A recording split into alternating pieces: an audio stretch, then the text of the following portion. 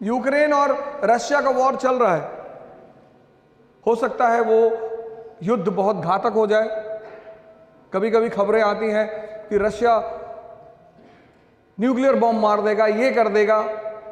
कभी लगता है कि ये युद्ध कहीं तीसरे विश्व युद्ध में ना परिवर्तित हो जाए। रशिया की किस नीति की वजह से चल रहा है?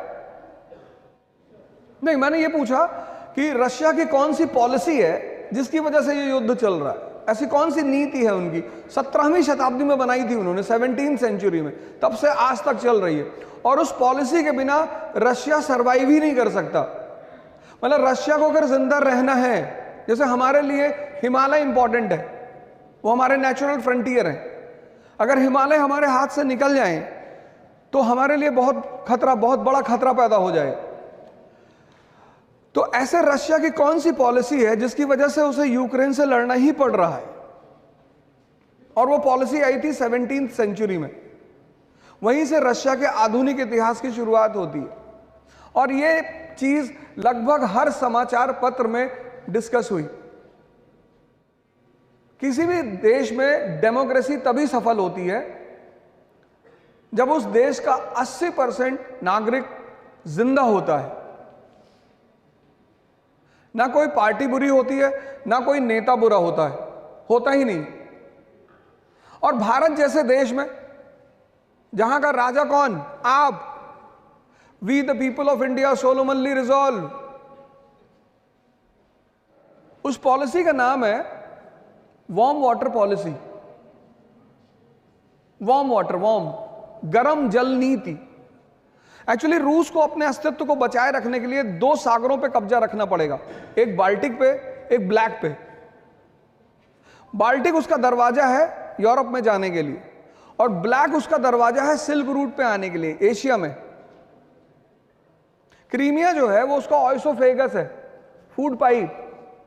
अगर किसी मनुष्य की फूड पाइप निकाल ली जाए तो क्या वो जिंदा रहेगा? नहीं। तो अगर क्रीमिया रशिया से ले लिया जाएगा तो रशिया खत्म। कैसे? फूड पाइप कैसे? उसका सारा ऑयल, नेचुरल गैस सारा उसी रास्ते से निकलता है। न्यूज़पेपर पढ़ना शुरू करें। और सिर्फ पढ़ना नहीं, इतना बड़ा कॉलेज है, आप इतने सारे स्टूडेंट्स हैं, न्यूज़पेपर पढ़ने का एक सबसे अच्छा तरीका, आप जब कभी, आप में से बहुत सारे लोग आईएएस की तैयारी करने आएंगे या हो सकता कर ही रहे हो।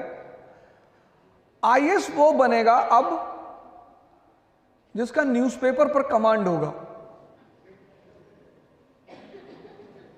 न्यूज़पेपर मात्र न्यूज़पेपर नहीं होता, वो दर्पण होता है आईआर का। दर्पण, शीशा। आईआर मतलब इंटरनेशनल रिलेशन।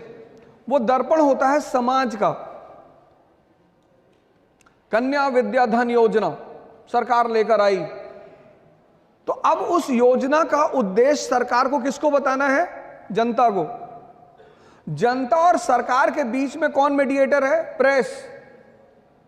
इसीलिए डेमोक्रेसी का जो चौथा स्तंभ है वो है प्रेस। और जिस देश में प्रेस की स्थिति मजबूत होगी और जनता जागरूक होगी, वो पता करेगी कि हमारा राजा, हमारा प्रतिनिधि, राजा नहीं, हमारा प्रतिनिधि हमारे लिए क्या कर रहा है। आपने अपने नौकर को 100 रुपए दिया कि जाओ बाजार से सब्जी ले आओ, तो जब वो लौट कर आया तो आप हिसाब मांगेंगे ना। हर साल government of India budget release करती है। आप में से कितने लोग पढ़ते होंगे?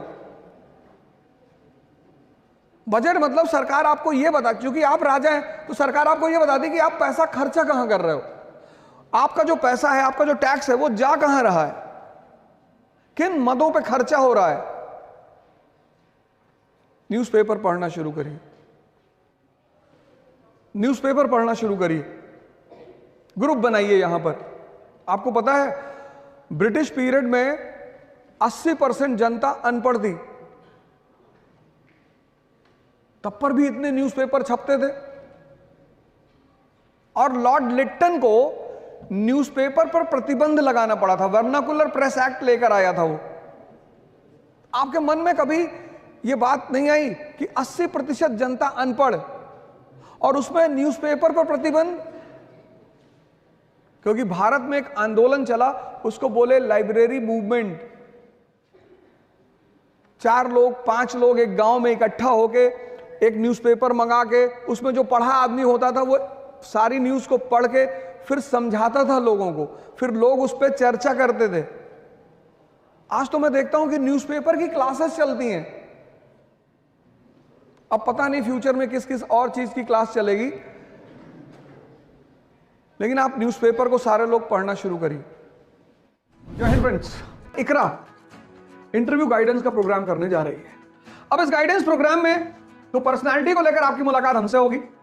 मॉक इंटरव्यूज में आपको सीनियर ऑफिसर्स मिलेंगे, रिटायर्ड ऑफिसर्स मिलेंगे, सीनियर फैकल्टीज मिलेगी, और इंटरेक्शन में आपको मिलेंगे सर्विंग ऑफिसर्स।